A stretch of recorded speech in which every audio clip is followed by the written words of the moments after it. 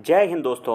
आप सभी का आपके अपने YouTube चैनल जीएस दरबार में हार्दिक स्वागत है। दोस्तों, इस वीडियो के माध्यम से वायुमंडल से बनने वाले महत्वपूर्ण प्रश्नों की चर्चा करेंगे। दोस्तों, पहला प्रश्न है कि पृथ्वी के वायुमंडल का कितना प्रतिशत भाग 29 किलोमीटर ऊंचाई तक पाया जाता है। आपके ऑप्शन दिए गए हैं 29%, 57% या 76% या 97। तो इसका सही जवाब है 97% पाया जाता है। ऑप्शन डी इसका सही जवाब हो जाएगा। आगे बढ़ते हैं, अगला प्रश्न। निम्नलिखित में से कौन सा कथन असत्य है दोस्तों, पूछा गया है। पहला ऑप्शन है वायुमंडल की ऊपरी सीमा लगभग 10,000 किलोमीटर ऊंचाई तक है। वायुमंडल का 50% भाग 5.6 किलोमीटर ऊंचाई तक है। ऊंचाई में वृद्धि के साथ साथ जलवाष्प की मात्रा में भी वृद्धि होती है। या वायुमंडल के निचले स्तर में भारी गैस एवं ऊपरी स्तर में हल्की गैसों की प्रधानता होती है। तो इसमें कौन सा कथन असत्य है, ये पूछा गया है। तो इसका जो कथन असत्य है वो ऑप्शन सी। क्यों सी असत्य है? क्योंकि ऊंचाई में वृद्धि के साथ साथ जलवाष्प की मात्रा जो है बढ़ती जाती है, ना कि जो है कम होती जाती है, ना कि वृद्धि होती जाती है। तो ऑप्शन सी इसका जो है गलत हो जाएगा। आगे बढ़ते हैं, अगला प्रश्न। वायुमंडल का सर्वाधिक स्थायी तत्व क्या है? नाइट्रोजन, ऑक्सीजन, कार्बन डाइऑक्साइड या जलवाष्प? तो स्थायी तत्व अगर पूछा जाएगा तो वह जलवाष्प है। ऑप्शन डी इसका सही जवाब है। आगे बढ़ते हैं, अगला प्रश्न। वायुमंडल में कौन सी गैस मिलती है? ऑक्सीजन, हाइड्रोजन, नाइट्रोजन या कार्बन डाइऑक्साइड? तो नाइट्रोजन मिलती है। ऑप्शन सी इसका सही जवाब हो जाएगा। आगे बढ़ते हैं, अगला प्रश्न है वायुमंडल में सर्वाधिक मात्रा में विद्यमान अक्रिय गैस कौन सी है? आर्गन, क्रिप्टॉन, हीलियम या नियॉन? तो अक्रिय गैस पूछी गई है, तो इसका जो सही जवाब हो जाएगा वह हो जाएगा आर्गन जो है अक्रिय गैस है। Option A. आगे अगला प्रश्न है वायुमंडल मुख्यतः गर्म होता है सूर्य की सीधी किरणों से, पृथ्वी के विकिरण से, या जो है पृथ्वी के अंदर की उष्मा से, या पृथ्वी की गति के घर्षण से? तो मुख्यतः जो वायुमंडल गर्म होता है वो किसके कारण होता है? पृथ्वी के विकिरण से होता है। तो ऑप्शन बी इसका सही जवाब हो जाएगा। आगे बढ़ते हैं, निम्न में कौन सा युग्म वायुमंडल की गैसों की बढ़ती मात्रा को दर्शाता है? तो सबसे कम, उससे ज़्यादा, उससे ज़्यादा, इस तरीके से बताना है। तो बताइए, ozone, carbon dioxide, oxygen, nitrogen, या nitrogen, oxygen, carbon dioxide, ozone, या carbon dioxide, ozone, oxygen, nitrogen, या argon, nitrogen, oxygen, carbon dioxide? तो देखो, नाइट्रोजन तो वायुमंडल में सबसे अधिक पाया जाता है, तो बढ़ते हुए क्रम में पूछा गया तो नाइट्रोजन जो जिसमें पहले है वो पहले ही ऑप्शन क्या हो जाएगा, कट जाएगा। तो बी तो कट गया, और किसी में नाइट्रोजन बीच में है, यहाँ पे नाइट्रोजन बीच में है, तो इन दोनों को काट दिया। लास्ट में क्या है, नाइट्रोजन, नाइट्रोजन, दो ऑप्शन बचे। अब देखना है कि कार्बन डाइऑक्साइड ज़्यादा पाया जाता है या ओजोन। तो आप सभी को पता है कि ओजोन जो है कम पाया जाता है, कार्बन डाइऑक्साइड उससे अधिक पाया जाता है। तो इसका जो सही जवाब हो जाएगा वह ऑप्शन ए इसका सही जवाब हो जाएगा। और उसमें क्या बताएंगे, ओजोन, उसके बाद में कार्बन डाइऑक्साइड, ऑक्सीजन, फिर नाइट्रोजन। आगे बढ़ते हैं, अगला दोस्तों प्रश्न है निम्नलिखित में से कौन सी गैस ग्रीन हाउस प्रभाव के लिए उत्तरदायी है? क्लोरीन, CO2, ऑक्सीजन या हाइड्रोजन? तो कौन है? हाँ, CO2 गैस जो है वो ग्रीन हाउस प्रभाव के लिए उत्तरदायी है। आगे बढ़ते हैं, अगला प्रश्न। सूर्य की तीव्र किरणों द्वारा झुलसने से वायुमंडल की कौन सी गैस हमारी रक्षा करती है?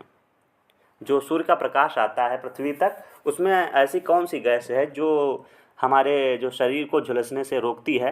ऑक्सीजन, नाइट्रोजन, ओजोन या आर्गन? तो ये तो बच्चे बच्चे को पता होगा कि जो ओजोन है, ओजोन गैस है, वह जो है हमारे शरीर को झुलसने से रोकती है या त्वचा रोग नहीं होने देती है। आगे बढ़ते हैं, अगला प्रश्न कि पृथ्वी के वायुमंडल में पाई जाने वाले निम्नलिखित गैसों का सही अवरोही क्रम पूछा गया है। सही अवरोही क्रम पूछा गया है, तो इसका मतलब यह है कि सबसे ज़्यादा कौन पाई जाती है, उससे कम, उससे कम, उससे कम। तो आपने जाना था नाइट्रोजन तो पहले नंबर पे पाई जाती है, तो एक तो यही आएगा। तो एक तो सभी ऑप्शन में है। अगर हम दूसरा देखें तो दूसरा जो है ऑक्सीजन पाई जाती है, तो 1 3 जो है 3 ऑप्शन में है, तो इसको काट देते हैं। इसके बाद में ऑक्सीजन के बाद में क्या पाया जाएगा, आर्गन, तो आर्गन चौथे पे है, तो सी ऑप्शन का सही जवाब हो जाएगा 1 3 4 2 5। 4 2 5 का मतलब है फिर उसके बाद में ऑक्सीजन और लास्ट में नियॉन। नियॉन जो है सबसे कम पाई जाती है। आगे बढ़ते हैं। अगला प्रश्न है दोस्तों, भूपृष्ठ से परावर्तित अवरक्त विकिरण के अवशोषण द्वारा भूवायुमंडल के तापमान में वृद्धि की प्रक्रिया को क्या कहते हैं? सुनामी, सौरतापन, ग्रीन हाउस प्रभाव या भूकंपीय प्रभाव? तो इसका सही जवाब हो जाएगा ऑप्शन सी, ग्रीन हाउस प्रभाव।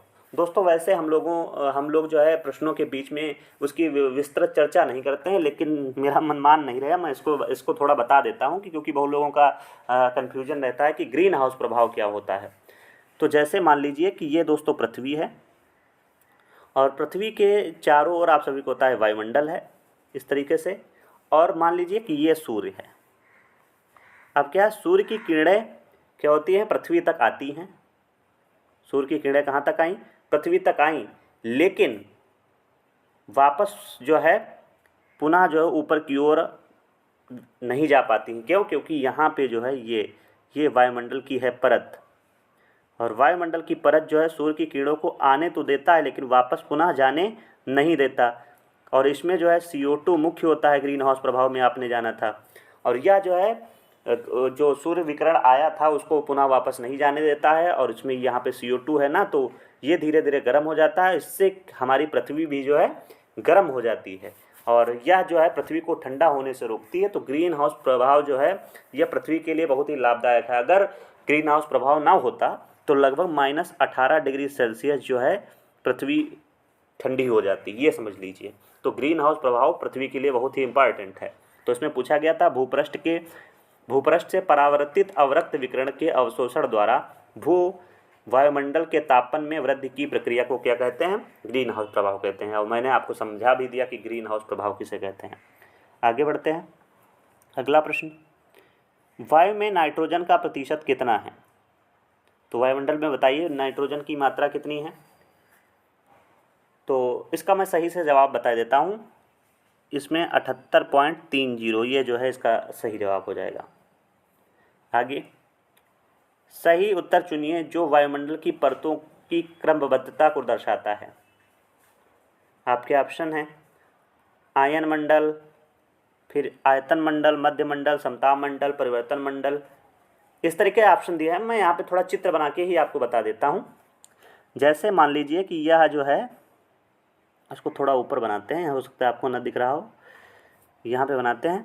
जैसे ये मान लीजिए पृथ्वी है, पृथ्वी के ऊपर सबसे पहले कौन सा आएगा? क्षोभ मंडल, उसके बाद में समताप मंडल, फिर मध्य मंडल, फिर आयन मंडल, फिर बहिर्मंडल, इस तरीके से परतें पाई जाती हैं। तो देखो इसमें क्षोभ मंडल तो पहले दिया नहीं है, तो इसका मतलब फिर लास्ट में क्या हो जाएगा? क्षोभ मंडल का नाम और भी कुछ होता है क्या?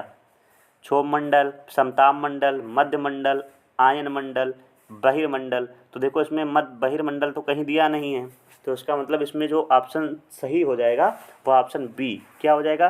परिवर्तन मंडल, उसी को क्षोभ मंडल बोलते हैं। उसके बाद में समताप मंडल, मध्य मंडल, आयन मंडल और आयतन मंडल। आयतन मंडल मतलब बहिर्मंडल को कहा जाता है।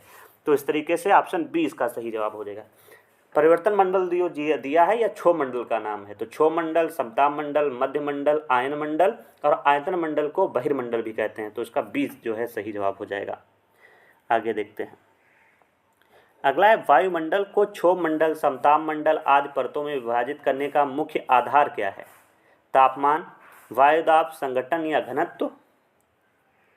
तो इसका सही जवाब हो जाएगा, मुख्य कारण है तापमान, ऑप्शन ए इसका सही जवाब है। आगे देखते हैं। क्षोभ मंडल की धरातल से औसत ऊंचाई कितनी है? 8 किलोमीटर, इसके बाद में 14, 18 या 22? तो इसका सही जवाब है 14 किलोमीटर औसतन, क्यों? क्योंकि दोस्तों आप सभी को पता है कि क्षोभ मंडल में एक जो है पर्वतों के पास से ऊंचाई ली जाएगी या ध्रुवों के पास से कह सकते हो, और एक जो है विषुवत रेखा से, तो दोनों में अंतर आता है। एक जगह पे 9 किलोमीटर है, एक जगह पे 18 किलोमीटर है, तो उसी का लगभग 9 18 कितना हो गया 27, तो लगभग में औसतन जो है 14 किलोमीटर हो गया, इसीलिए वो 14 किलोमीटर मानी गई है। आगे देखते हैं, निम्नलिखित में से किस मंडल को संवहन मंडल भी कहा जाता है? क्षोभ मंडल, समताप मंडल, आयन मंडल या मध्य मंडल? तो संवहन मंडल किसे बोला जाएगा? हाँ, क्षोभ मंडल को संवहन मंडल या परिवर्तन मंडल भी बोलते हैं। अभी आपने पीछे जाना था। आगे बढ़ते हैं। अगला प्रश्न है दोस्तों, किस ऋतु में क्षोभ मंडल की ऊंचाई में वृद्धि हो जाती है? शीत ऋतु, ग्रीष्म ऋतु, वर्षा ऋतु या इनमें से कोई नहीं? तो ग्रीष्म ऋतु में जो है जो क्षोभ मंडल है उसकी ऊंचाई में वृद्धि हो जाती है, तो इसका बी जो है सही जवाब हो जाएगा। क्यों? क्योंकि वायुमंडल गर्म हो जाता है तो फैलता है, और सर्दी के टाइम जो है ठंडा होगा तो संकुचित होगा कैसे। आगे है, क्षोभ मंडल की धरातल से अधिकतम ऊंचाई। अब देखो यहाँ पे अधिकतम ऊंचाई पूछी गई है, तो मैंने बताया था अधिकतम ऊंचाई लगभग में 18 किलोमीटर है और न्यूनतम 9 किलोमीटर होगी, तो उसी का औसत जो है 14 किलोमीटर आपने जाना था। आगे देखते हैं, क्षोभमंडल में तापमान की सामान्य ह्रास की 1 डिग्री सेल्सियस प्रत्येक। पूछा गया है कि क्षोभमंडल में जो है आप जब ऊपर की ओर जाएंगे तो कितने जो है ऊंचाई पर जाने जो है 1 डिग्री तापमान जो है कम होगा? 146, 156, 166 या 176? तो 166 मीटर ऊपर आप जाएंगे तो 1 डिग्री तापमान जो है वो क्या होता जाएगा? कम होता जाएगा। आगे देखते हैं, क्षोभ मंडल वायुमंडल का सबसे तप्त परत है क्योंकि यह सूर्य के निकटतम है, इसमें आवेशित कण है, या पृथ्वी के पृष्ठ से तप्त हो जाती है, या इसमें ऊष्मा पैदा होती है। तो क्षोभ मंडल की मुख्य बात यही है कि जो ग्रीन हाउस गैस होती हैं वो पृथ्वी को जो है ठंडा करती हैं और गर्म करती हैं, और गर्म होता है पृथ्वी तो उससे जो है क्षोभ मंडल भी क्या हो जाता है? गर्म हो जाता है, तो यह पृथ्वी के पृष्ठ से तप्त हो जाती हैं, ये सही हो जाएगा। आगे है, क्षोभमंडल एवं समताप मंडल के बीच संक्रमण क्षेत्र को क्या कहते हैं? समताप सीमा, क्षोभ सीमा, मध्य सीमा या बाह्य सीमा? तो क्षोभ मंडल और समताप मंडल के मध्य संक्रमण क्षेत्र को क्षोभ सीमा कहते हैं, तो ऑप्शन 20 का जो है दोस्तों बिल्कुल सही जवाब हो जाएगा। आगे बढ़ते हैं आगे, अगला देख लेते हैं। अगला प्रश्न, पृथ्वी के वायुमंडल का सर्वाधिक घनत्व कहाँ होता है? क्षोभ मंडल, समताप मंडल, मध्य मंडल या आयन मंडल? तो सर्वाधिक घनत्व कहाँ होगा? क्षोभ मंडल में होगा। क्यों? क्योंकि यहाँ पे गैसें जितनी भी हैं, भारी गैसें, वो क्षोभ मंडल में पाई जाएंगी, इसलिए जो है यहाँ का घनत्व सबसे अधिक होगा। आगे बढ़ते हैं। अगला प्रश्न है, विविध जलवायु एवं मौसम दशाओं को बदलने वाली सभी महत्वपूर्ण वायुमंडलीय प्रक्रियाएं कहाँ घटित होती हैं? समताप मंडल, बहिर्मंडल, आयन मंडल या क्षोभ मंडल? तो जितने भी मौसमी घटनाएं होती हैं वह कहाँ घटित होती हैं? तो क्षोभ मंडल में घटित होती हैं दोस्तों, तो ऑप्शन 20 का सही जवाब है, सॉरी डी। आगे बढ़ते हैं दोस्तों। अगला प्रश्न है, क्षोभ मंडल या ट्रोपोस्फेयर वायुमंडल का निचली स्तर है, इसकी ऊंचाई भूमध्य रेखा पर कितनी है? 10 मील तक, 9 मील तक, 6 मील तक या 4 मील तक? तो इसका सही जवाब हो जाएगा 10 मील तक, ऑप्शन ए।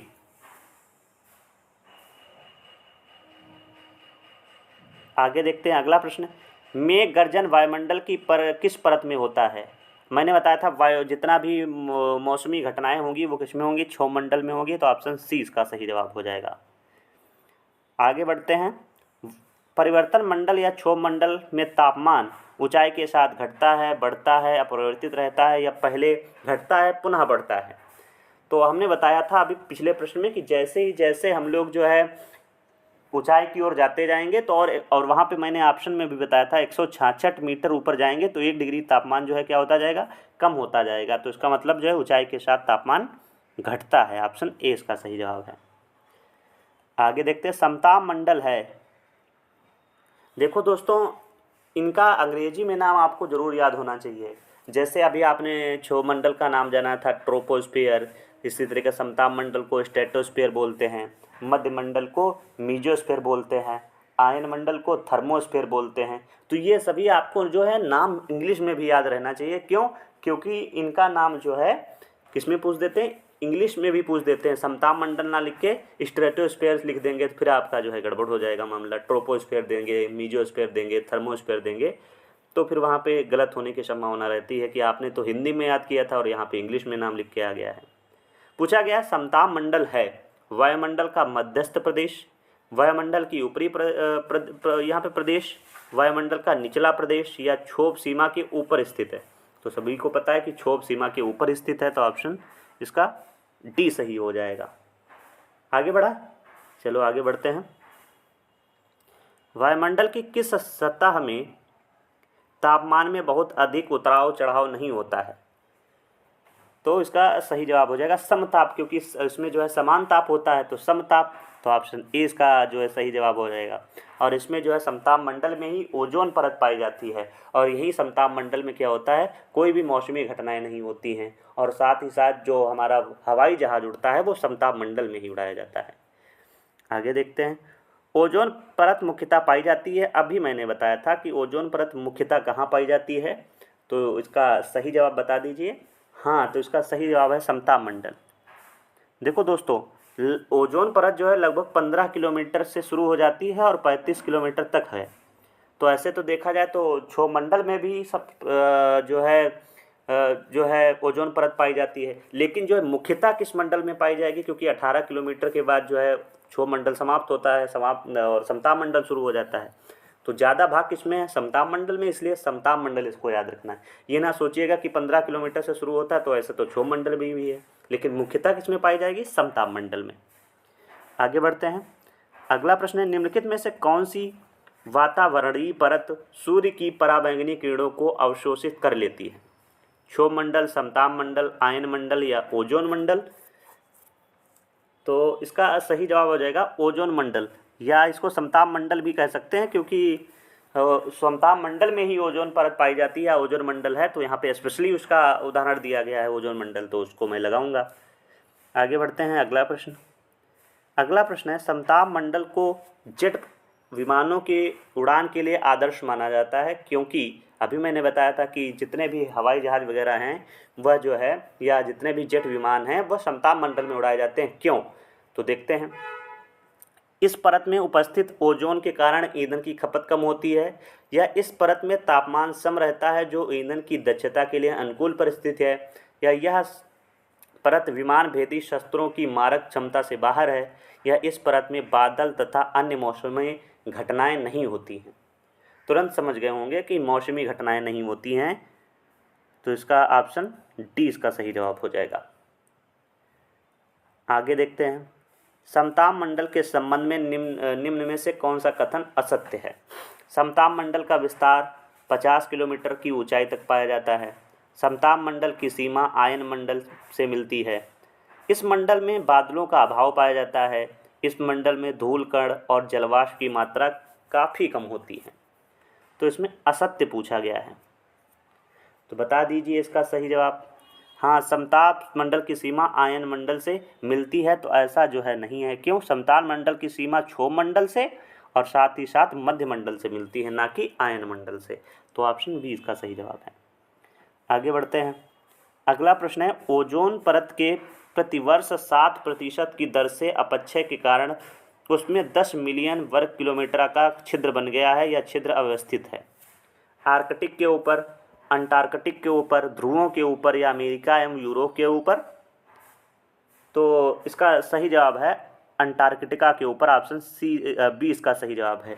लेकिन आप सभी को पता है कि ये प्रश्न पुराना है। क्यों? क्योंकि अभी जब लॉकडाउन लगा था 2021 की तरफ, तो फिर धीरे धीरे जो है यहाँ पर जो छिद्र था वह पुनः जो है भर गया है। तो इस समय तो यह छिद्र भर गया है, लेकिन आपको याद रखना है कि कहाँ पे ये छिद्र हुआ था, तो अंटार्कटिका के ऊपर हुआ था। आगे बढ़ते हैं। अगला प्रश्न, वायुमंडल की वह परत जो रेडियो तरंगों को परावर्तित करती है, आयन मंडल, क्षोभ मंडल, समताप मंडल या बाह्य मंडल? तो आयन मंडल। तो जितने सैटेलाइट या रेडियोधर्मी तरंगे होती हैं वह जो है आयन मंडल में पाई जाती हैं, तो ऑप्शन ए इसका सही जवाब हो जाएगा। आगे, संचार उपग्रह किस वायुमंडलीय परत में स्थित होते हैं? तो अभी मैंने बताया था कि जितना भी संचार होगा और रेडियोधर्मी तरंगे होंगी, सैटेलाइट होंगी जो भेजे जाते हैं, कृत्रिम उपग्रह जो कुछ भेजे जाते हैं, वो कहाँ से पूरा जो है बड़ी सिस्टम अपना देखते हैं, तो इसका सही जवाब हो जाएगा आयन मंडल से, तो ऑप्शन बी इसका सही जवाब हो जाएगा। आगे बढ़ते हैं। अगला प्रश्न है दोस्तों, वायुमंडल में ओजोन स्तर के अवक्षय का कारण निम्नलिखित में से कौन सा है? Sulphur dioxide, nitrous oxide, carbon dioxide या क्लोरोफ्लोरोकार्बन। तो ओजोन का जो क्षरण होता है वह किसके कारण होता है? एक गैस है जिसका नाम है क्लोरोफ्लोरोकार्बन। तो इसका जो सही जवाब हो जाएगा वह ऑप्शन डी होगा। और यह जो है गैस कहाँ से निकलती है? तो जैसे फ्रिज हो गया, रेफ्रिजरेटर हो गया, इन सभी से जो है यह गैस निकलती है। आगे बढ़ते हैं। रेडियो की लघु तरंगे आयन मंडल की किस परत से परावर्तित होकर धरातल पर आती हैं? डी, ई परत, एफ परत या एस परत? तो देखो, आयन मंडल को भी कई परतों में बांटा गया है, जैसे डी, ई, एफ, एस। तो उसमें पूछा गया है कि रेडियो तरंग की लघु तरंगे आयन मंडल की किस परत से जो है परावर्तित होकर आती हैं? तो एफ परत से, तो ऑप्शन सी इसका सही जवाब है। आगे बढ़ते हैं। अगला प्रश्न, ऊपर से नीचे की ओर वायुमंडल की विभिन्न परतों की सीमाओं का सही क्रम कौन सा नहीं है? अब देखो, इसमें जो है वही स्फेयर ना देके पाज दे दिया है, जैसे मैग्नीटोपाज, मेसोपाज, स्ट्रेटोपाज, ट्रोपोपाज, मेसोपाज, स्ट्रेटोपाज, ट्रोपोपाज, मैग्नीपोटोपाज, इस तरीके से दिया गया है। तो इसमें कौन सा जो है परत जो है विभिन्न परतों की सीमा का कौन सा सही क्रम नहीं है? तो मैग्नीटोपाज, मेसोपाज, स्ट्रेटोपाज, ट्रोपोपाज, यह जो है सही नहीं है, तो ऑप्शन ए इसका सही जवाब है। आप इसको पूरा देख लीजिएगा एक बार ऑप्शन सही से। तो इसका सही कौन सा जवाब हो जाएगा? ये जो है ऑप्शन ए। आगे देखते हैं। अगला है, वायुमंडल के किस भाग में जलवाष्प की कुल मात्रा का 90% भाग विद्यमान रहता है? तो सबसे ज़्यादा जो है जलवाष्प किस मंडल में होगा, ये पूछा गया है। तो सभी को पता होना चाहिए कि जलवाष्प सबसे ज़्यादा क्षोभ मंडल में होगा, तो ऑप्शन सी इसका सही जवाब है। अगला प्रश्न, वायुमंडल का कौन सा भाग रसायन मंडल का एक भाग है? ताप मंडल, आयन मंडल, क्षोभ मंडल या ओजोन मंडल? तो रसायन मंडल का एक भाग है, तो बता दीजिए। तो ओजोन मंडल, ऑप्शन डी। आगे बढ़ते हैं। अगला प्रश्न है, किस वायुमंडलीय परत को मौसमी परिवर्तन की छत के नाम से जाना जाता है? समताप मंडल, क्षोभ मंडल, आयन मंडल या मध्य मंडल? तो जितनी भी मौसमी घटनाएं होंगी वो क्षोभ मंडल में होंगी, तो इसलिए क्षोभ मंडल को क्या बोला जाएगा दोस्तों? तो क्षोभ मंडल को बोला जाएगा मौसमी परिवर्तन की छत, ऑप्शन बी का सही जवाब है। आगे बढ़ते हैं। हवाई जहाज प्रायः उड़ते हैं, मैंने बताया था किस मंडल में? समताप मंडल में। आगे बढ़ते हैं। अगला प्रश्न, पृथ्वी की सतह से सबसे दूर वातावरणीय परत कौन को क्या कहते हैं? आपके ऑप्शन हैं मध्य मंडल, वायु समताप मंडल, बहिर्मंडल या जो है आयन मंडल। तो सबसे दूर की परत कौन सी पूछी गई है? तो बहिर्मंडल है, तो ऑप्शन इसका दोस्तों कौन सा सही हो जाएगा? हाँ, ऑप्शन बी इसका सी इसका जो है सही जवाब हो जाएगा। आगे बढ़ते हैं। अगला प्रश्न देख लेते हैं। पृथ्वी के समीप पाए जाने वाली वायुमंडलीय परत को क्या कहते हैं? ट्रोपोस्फेयर, स्ट्रेटोस्फेयर, आयनोस्फेयर या एजोस्फेयर या एक्सोस्फेयर बोलते हैं इसको। ये बहिर्मंडल है दोस्तों, बहिर्मंडल। बताइए, तो इसका सही जवाब क्या हो जाएगा? समीप में पाई जाने वाली कौन सी है? तो क्षोभ मंडल है, और क्षोभ मंडल को दोस्तों क्या कहते हैं? ट्रोपोस्फेयर कहते हैं, तो ऑप्शन ए इसका सही जवाब है।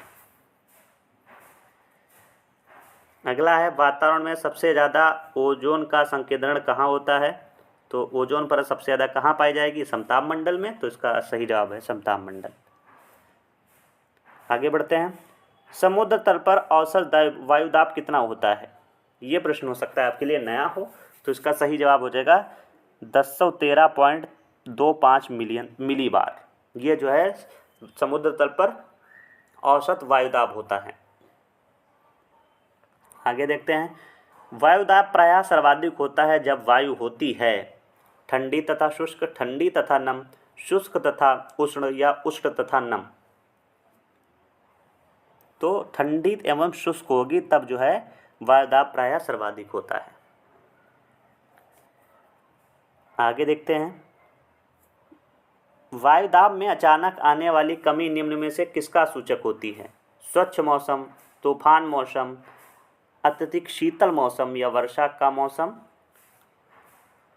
अगर वायुदाब में अचानक से कमी आई है तो इसका मतलब दोस्तों क्या होता है? तूफानी मौसम आने वाला है। आगे, सामान्य वायुदाब पाया जाता है पर्वतों पर, रेगिस्तान में, सागर तल पर या धरातल के 5 किलोमीटर ऊपर। तो सामान्य वायुदाब कहाँ पाया जाएगा? सागर तल पर। तो ऑप्शन सी इसका सही जवाब है। और दोस्तों आज का जो है अंतिम प्रश्न है ये कि निम्नलिखित में से कौन सा कथन सत्य है? पूछा गया है सागर तल पर वायुदाब अधिकतम होता है, यह वायुदाब को मिलीबार में मापा जाता है, या किसी भी स्थान पर वायुदाब को 2 बार चढ़ता एवं 2 बार घटता है, या उपरोक्त सभी। तो इसका जो सही जवाब है उपरोक्त सभी, ये सभी कथन जो है सत्य हैं। तो दोस्तों इस प्रकार से हम लोगों ने जो है वायुमंडल से कुल 50 महत्वपूर्ण प्रश्न किए हैं। आप सभी को यह वीडियो कैसा लगा है कमेंट बॉक्स में ज़रूर बताइएगा।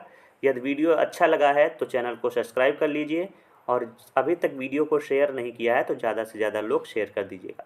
धन्यवाद।